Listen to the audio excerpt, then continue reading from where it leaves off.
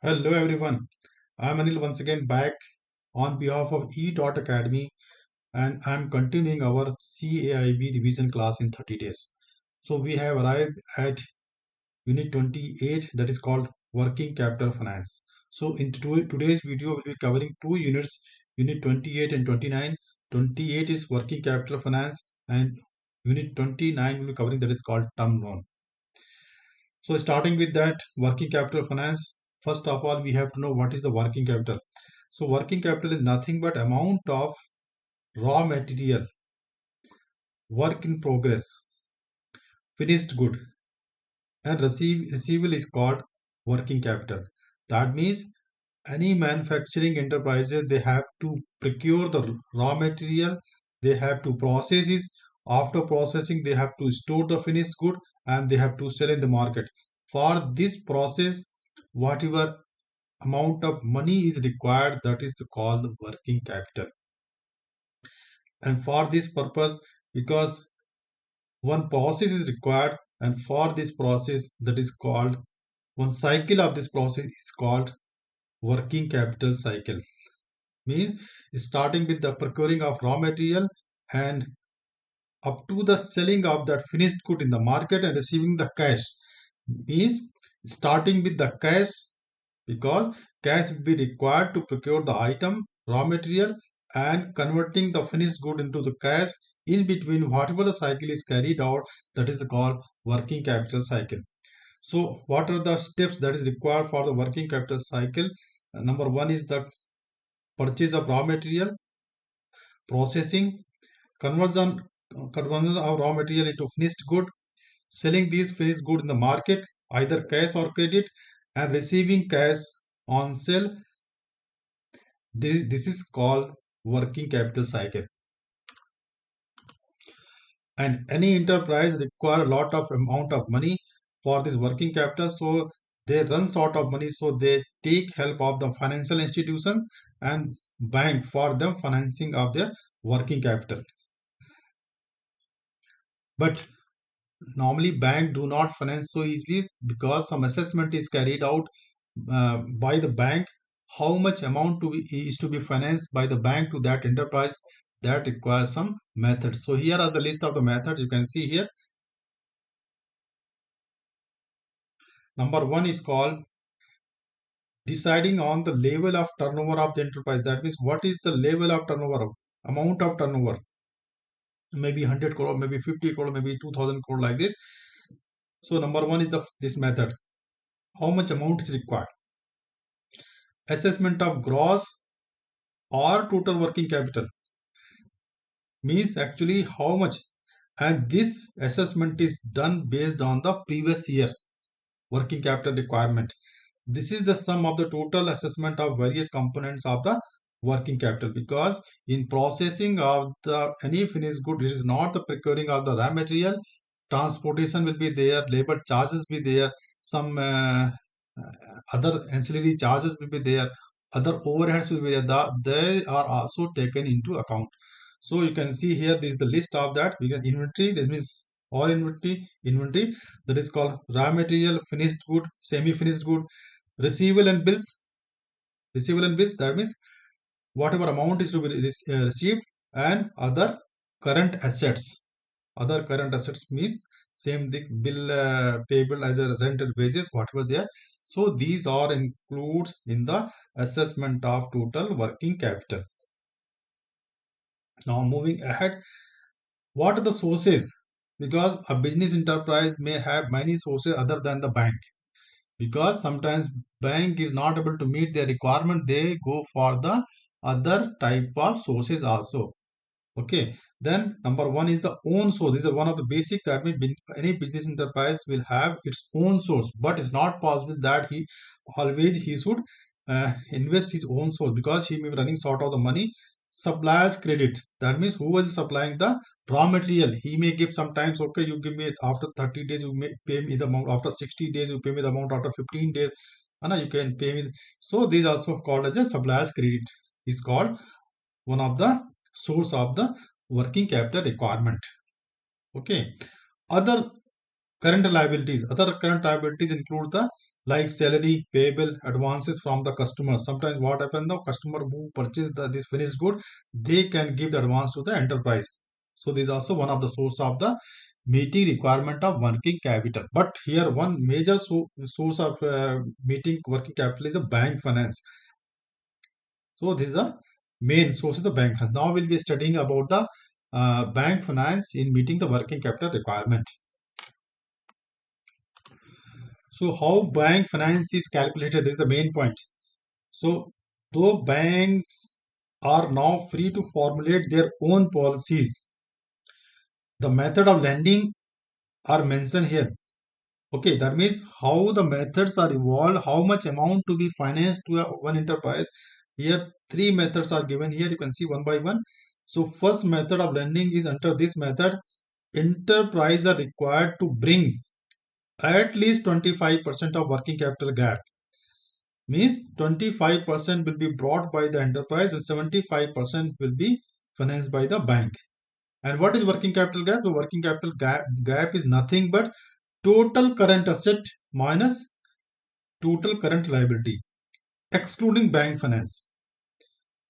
Understood? Because sometime other bank might have already financed that working capital, that you have to exclude. So total current asset minus total current liability. Out of that 25%, the enterprise has to bring it as own finance, and rest 75. This is the at least value.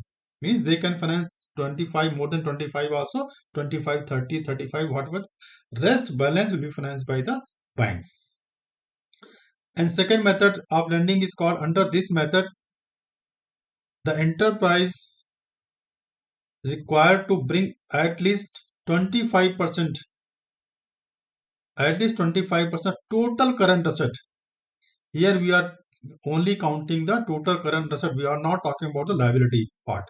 So 20, at least 25% here in the first method means enterprise was required to bring at least 25% of total working capital gap, where in the second method he is required to bring only 25% of the total current asset. So liability is totally neglected in this part. And in third method of lending, under this enterprise it is require 100% of those current assets which are considered as a core assets, because there are some core assets are there, like cash is there, and FD the bank is there. So these are called the core assets because they can be easily converted into cash whenever required. So they have to bring 100% of the enterprise required to bring 100% of those current assets which are considered core asset, and at least 25% of the current asset. That means whatever money they are having, that they will show okay 100% is available, and rest 25% of the remaining current asset they are to bring as a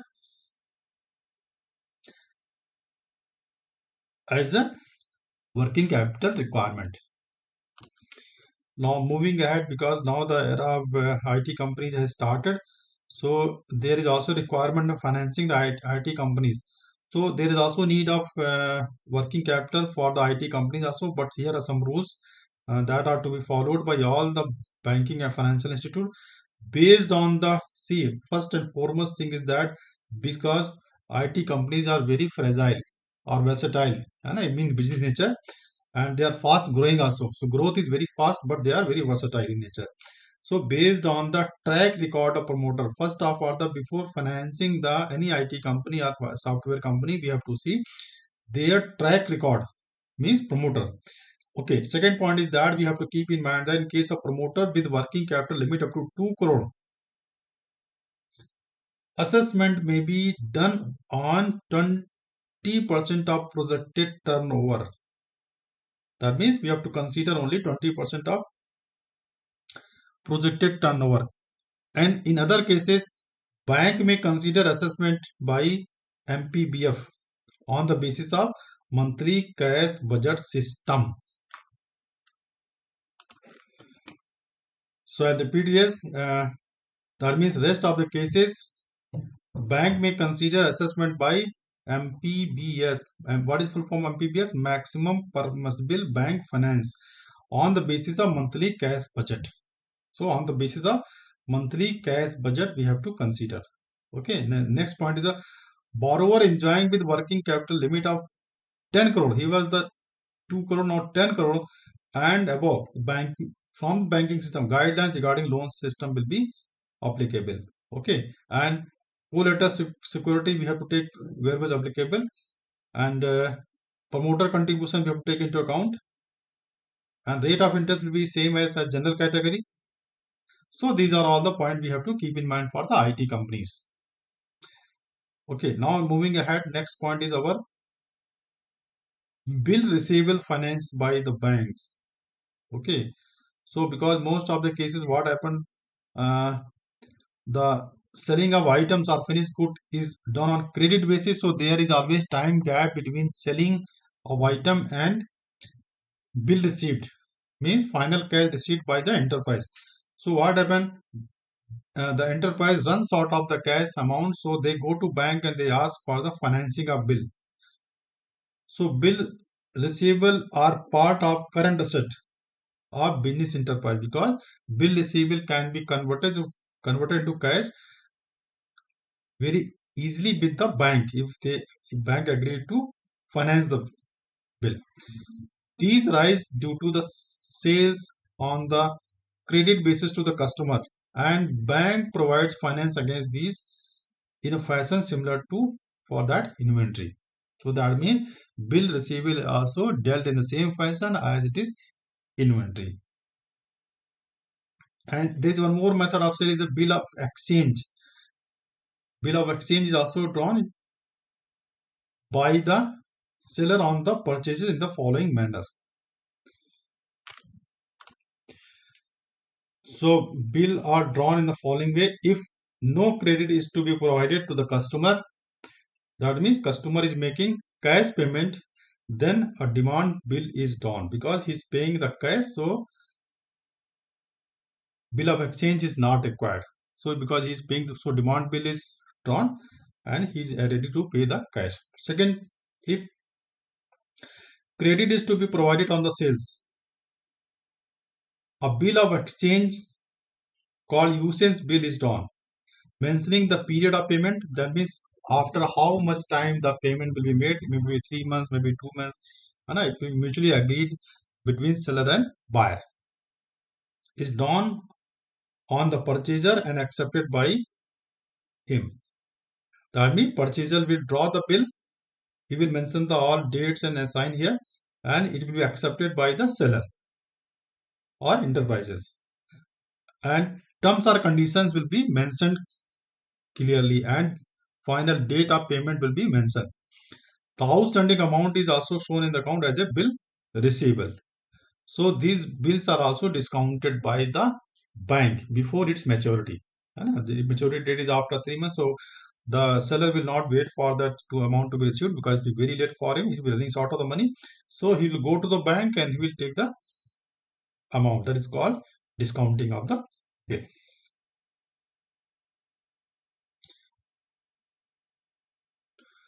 And we'll be learning also here two terms here. That is called, so regarding the bill discounting of bill, we will learning the forfeiting and factoring. Two terms are here. We will learning very in this after this. Okay. So RBI has also given some guidelines regarding the discounting and rediscounting of bank. So we can say see the RBI guidelines given here.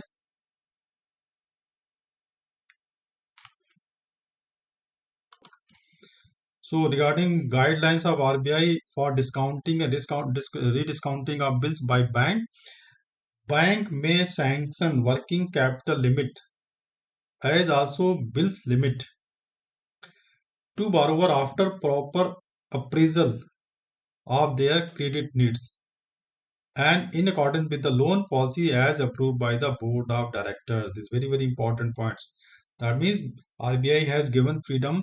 So what they have ascertained that whatever the bank policies there as per the board of directors, banks may sanction working capital limits, also bills limit, working capital limit and bills limit. They are mentioned two limits here to borrowers after proper appraisal of the credit. That means proper appraisal is to be carried out. Okay, regarding his business enterprises, total net worth, and how the business is carried out, what is the credit, and how the selling is there. So many things are to be carried out. So this is called appraisal of the business enterprises.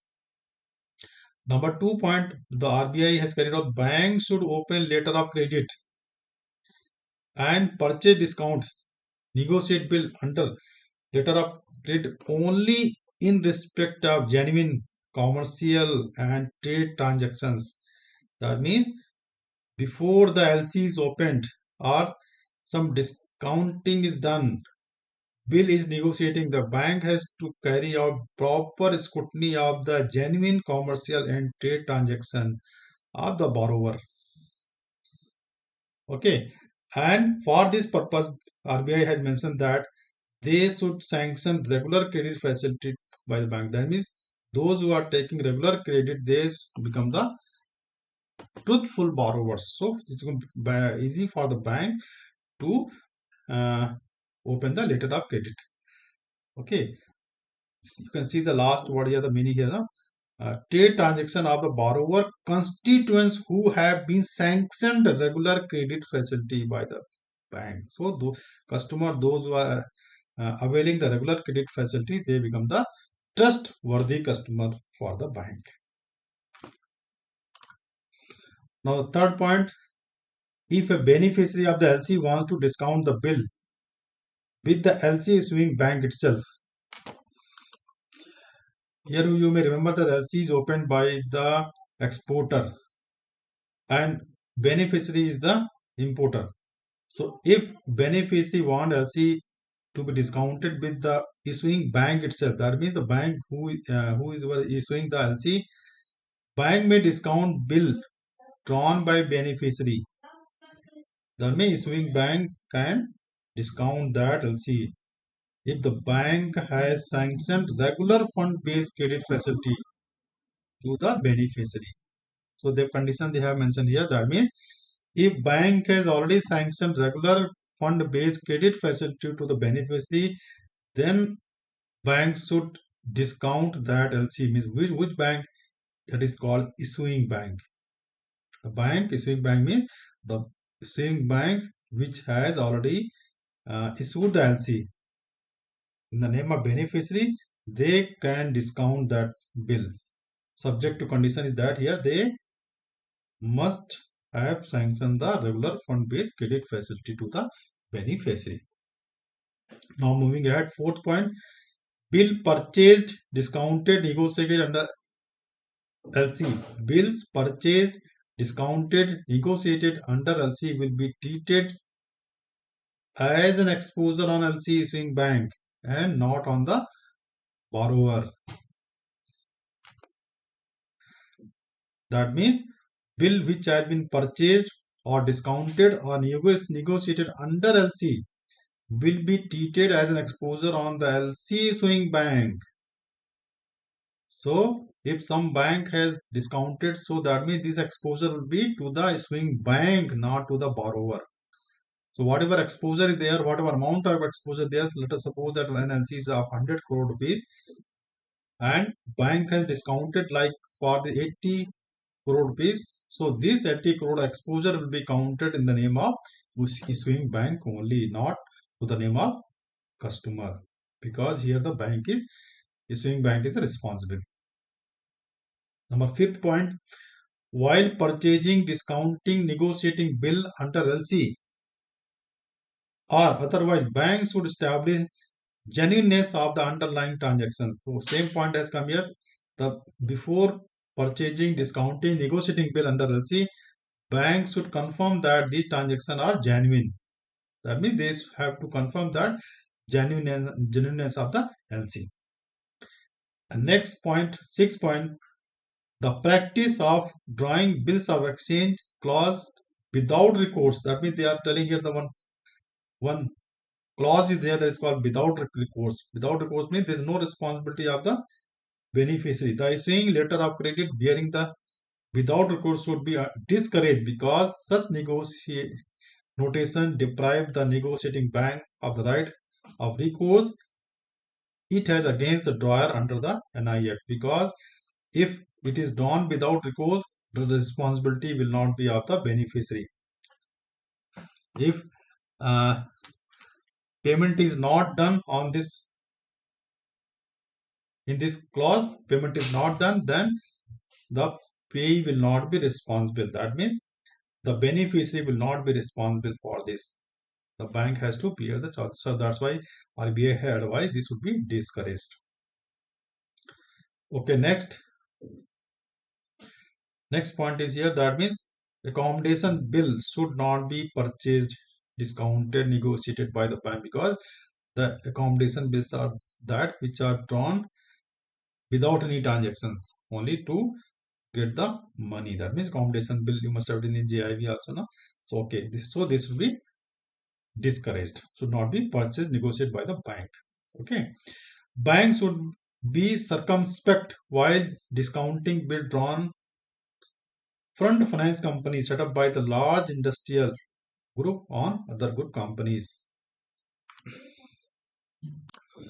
So RBI here advised bank that they should be circumspect, means they should be careful beforehand while discounting the bill drawn by finance companies set up by large industrial group, because sometimes what happens, the large industrial group, they also set up their own finance company, like Muthoot Finance Company, you might have seen. So many companies are there, so they are telling you must be very careful. Circumspect means very careful beforehand while discounting the bill drawn by front finance company set up by large industrial group on other group companies. Okay, our next point, last point, the advice given by the RBI on discounting a bill. Bills risk discount should be restricted to usance bill held by other banks. Okay, that means rediscounting should be restricted only the usance bill. And one more point is that bank may exercise their commercial judgment in discounting a bill by the service sector. So if service sector bill is there, so they can use their commercial judgment. That means they can think about the monetary terms of that. And moving ahead, one more very popular system is coming up, that is called TETS. And TETS is nothing but Trade Receivable Discounting System. This is becoming very popular. It is a scheme for setting up, operating the institutional mechanism to facilitate the financing of trade receivable by MSME, micro, small and medium enterprises from corporates and other buyers, including government department, PSU. So that means all they have to register to the common platform, that is called TETS. This established by the government of India, and they have to register there, and the beneficiary, they have to post their bill on the system, so they'll be financed. This means they will give their bill will be discounted by the financing bank. Either financing bank will be there or financial institute will be there. So this is the online facility given by the government of India. There are also some types of non-fund based working capital limit. Non-fund based working capital limit, that means guarantees there, co-acceptance of bill is there, letter of credit are there. And moving ahead, commercial paper also one type of uh, borrowing is there. So commercial paper are issued by um, corporate borrowers, and financial institutes also there, and primary dealers also, they can issue the commercial paper. So these are unsecured money market issued in the form of promissory note, and first this was introduced in India 1990. So cost of borrowing through commercial paper is normally lower compared to the other source of short-term finances. Now we'll see the two terms, that is called factoring or forfeiting, and we'll see the difference also, and we'll see one by one. So factoring is the financing the receivable. And I told you factoring, what is discounting of bill, that must be receiving. And if you are discounting the receivable, that is called factoring. And financer is called the factor. That means bank or financial institute, whichever is factoring, that's called the factor. That means who are providing the amount as a discount is called the factor. Okay. Banks are not permitted to the business themselves. This is very, very important point. That means factoring cannot be done by the bank, but they can promote subsidiary to do those to do this. That means some bank they have opened their subsidiaries. So under factoring, the factor not only purchase the book debt receivable of the account, but may also control the credit given to the buyer and administer the sales ledger. Because once the banks or financial institute they are going for the factoring, so they also see their book debt receivable and they also control the credit given to the borrower. They see the credit who are given the credit facility, and they control the sales registers also, because they take over the control of this.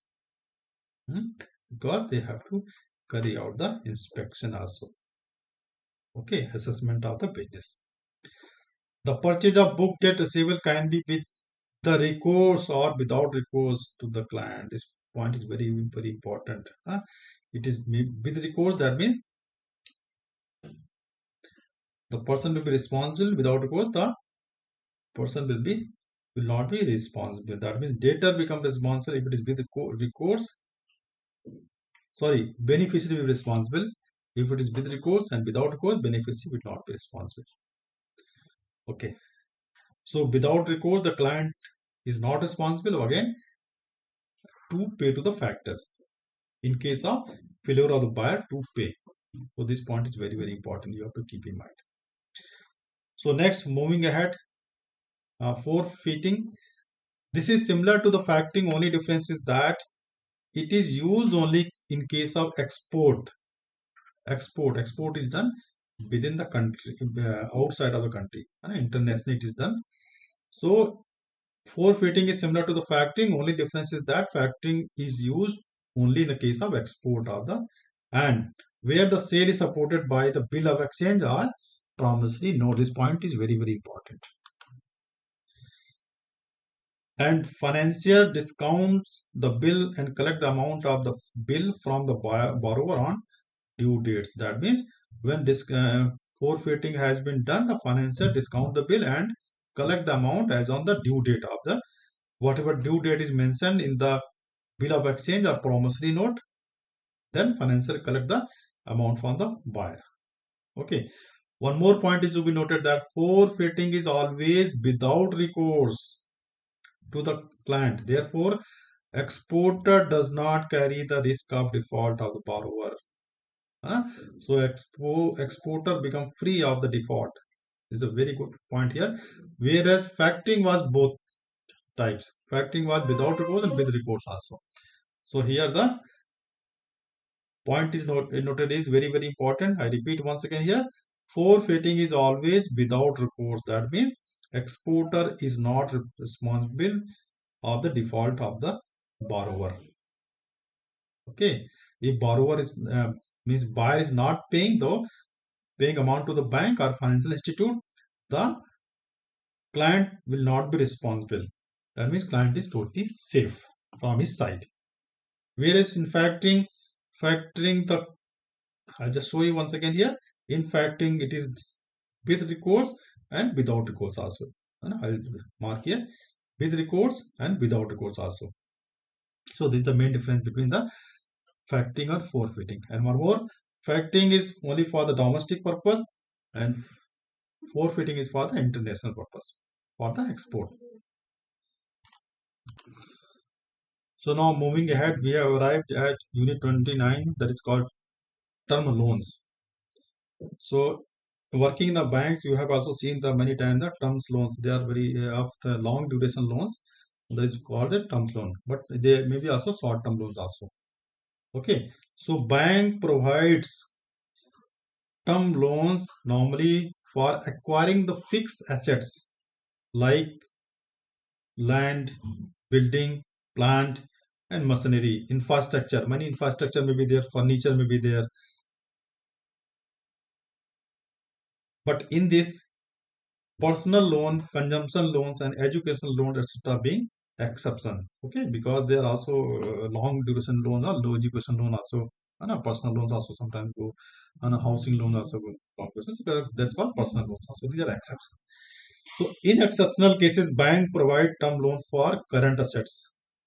Exceptional cases, current assets because they are used in the for the processing of the goods. Current assets is always using the processing of the goods, and the life cycle is only 1 year. है ना?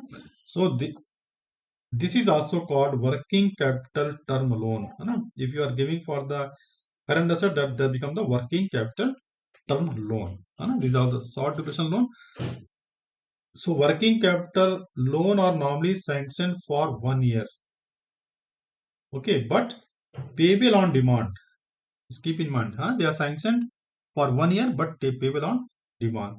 Term loans are payable as per agreed repayment schedule, which is stipulated in terms of the sanctions. One of the sanction letter is given, always term is mentioned there, rate of interest is also mentioned there, and if it is EMI is there, EMI is also set up, or the lump sum payment can be done. Therefore, for the purpose of matching assets and liability of the bank, term loans are considered long-term assets, while working capital loans are considered the short-term assets. And term loan is expected to be repaid out of future cash flows of the borrower. That means the term loan will be repaid by the borrower out of the future cash flows. And DSCR assumes very great importance in this respect. So what is DSCR? Debt service coverage ratio. We have seen the formula in the previous video.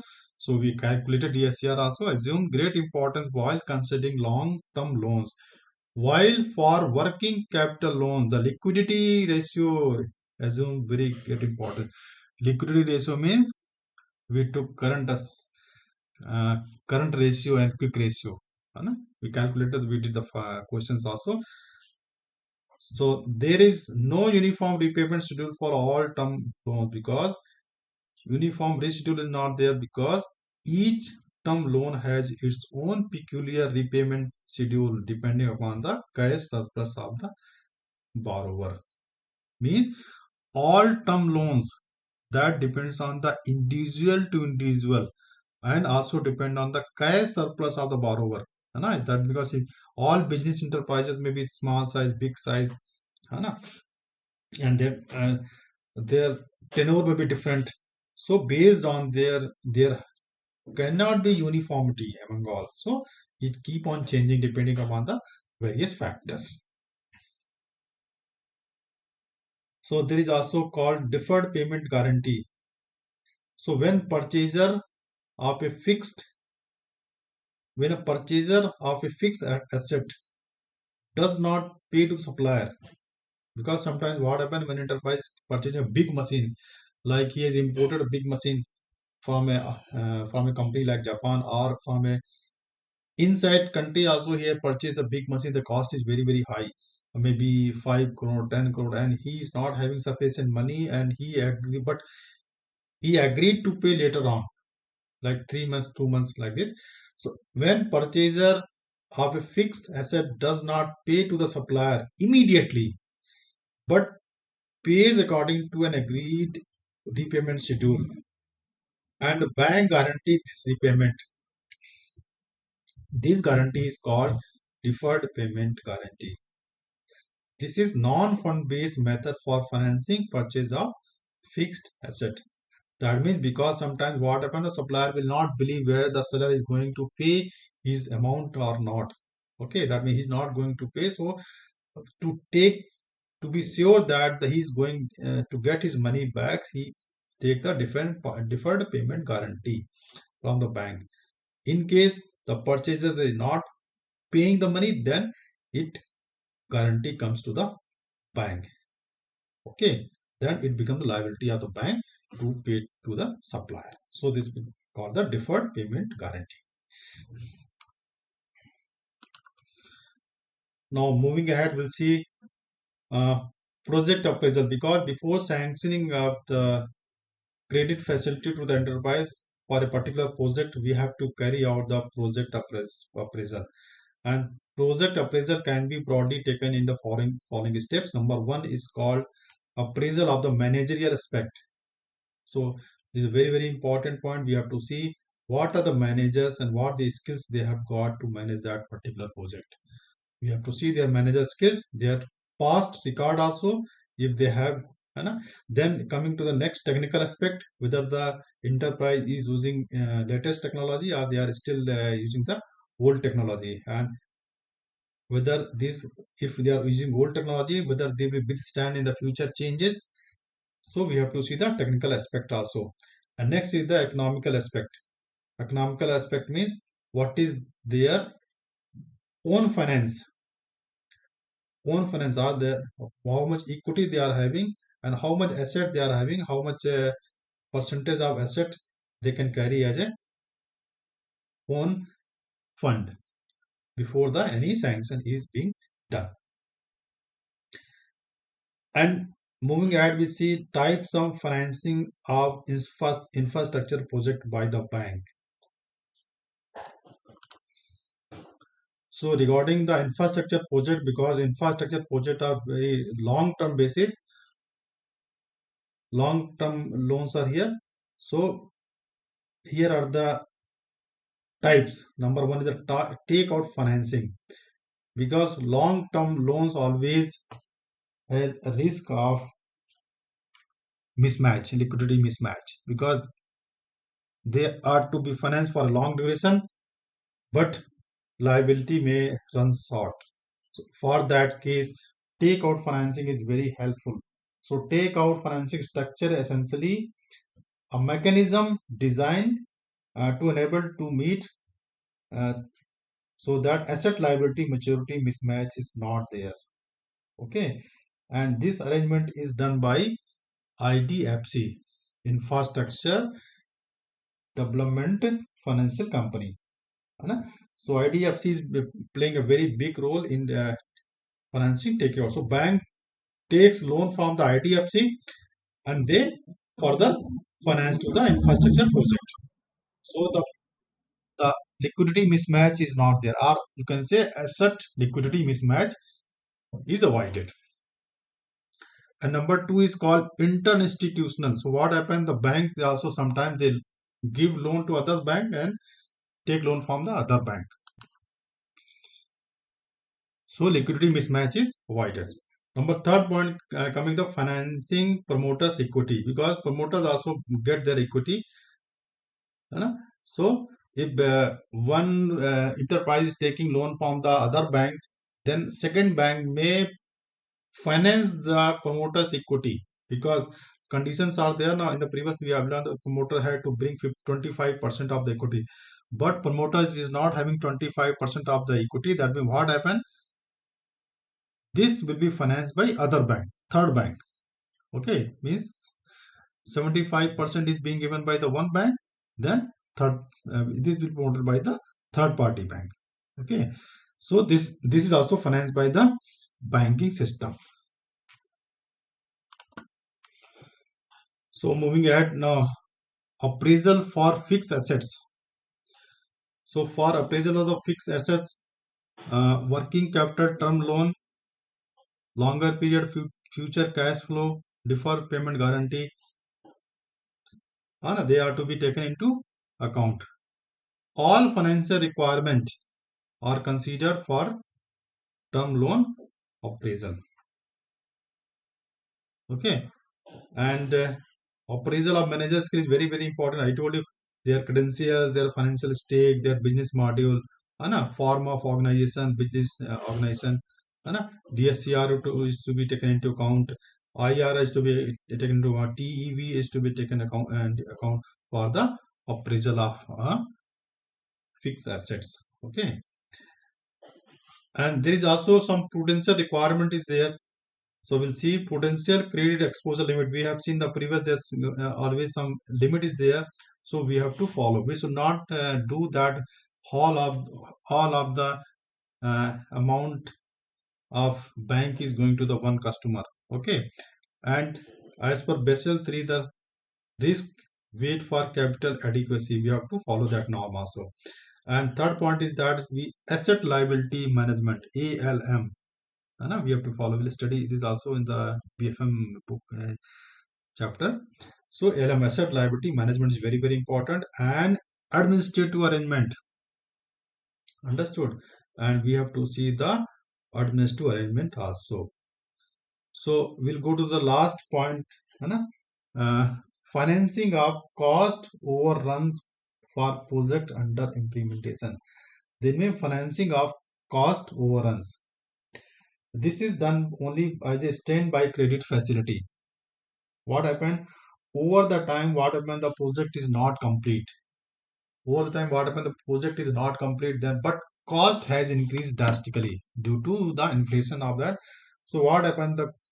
The that company or enterprise is not able to, then they are not able to pay back the money. In that case, as a standby facility, but there is ceding of 10% of original project cost prescribed.